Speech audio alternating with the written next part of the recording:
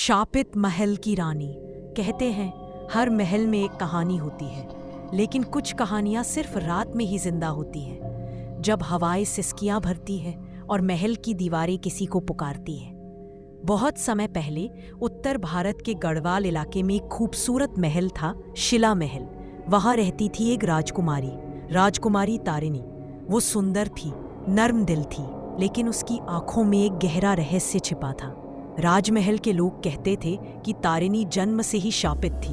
कहते हैं उसकी मां ने काली तांत्रिक शक्तियों से उसे जन्म दिया था, ताकि वो राजवंश की अंतिम संतान बन सके। एक रात, पूर्णिमा की रात, तारिणी की अचानक मृत्यु हो गई। किसी को नहीं पता चला कैसे, लेकिन उस रात के बाद महल में अजीब चीजें होने लगीं। राजसी दर्पण में तारिणी की परछाई दिखने लगी। हर रात कोई छुपकर रोता था, और कभी कभी महल की सबसे ऊंची मीनार से किसी के हंसने की आवाज आती थी, बिल्कुल तारिणी जैसी। राज ज्योतिषी ने भविष्यवाणी की, तारिणी अब एक चुड़ैल बन चुकी है। जब तक कोई उसकी आत्मा को मुक्ति नहीं देगा, वो हर राजकुमार की मौत का कारण बनती रहेगी। सालों बाद एक वीर राजकुमार आरव शिला महल में आया। वो तारिणी की कहानी को सुनकर आकर्षित हुआ।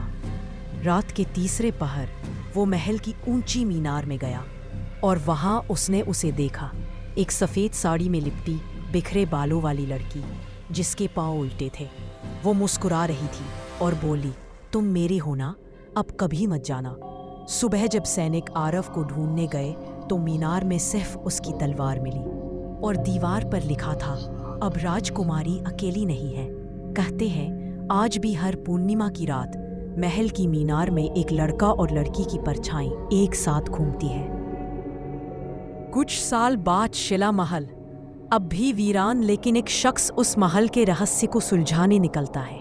प्रोफेसर अर्जुन, जो भूत प्रेत पर विश्वास नहीं करता, लेकिन इतिहास की सच्चाई में गहरी दिलचस्पी रखता है।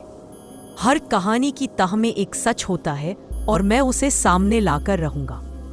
पूर्णिमा की रात अर्जुन पुरानी पांडुलिपि लेकर महल में दाखिल होता है, जिसमें एक रहस्यमयी मोक्ष कक्ष का जिक्र है, जहां तारिणी की आत्मा को शांति मिल सकती है, पर एक शर्त के साथ। वह दरवाजा खुलता है बलिदान से।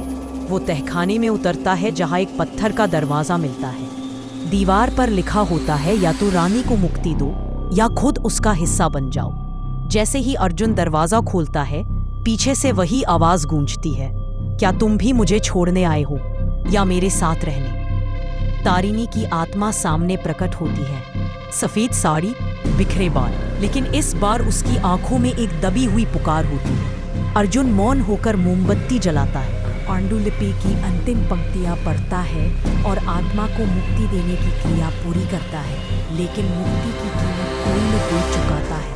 अर्जुन स्वयं उस कक्ष में बंद हो जाता है, और तभी दरवाजा अपने आप बंद हो जाता है।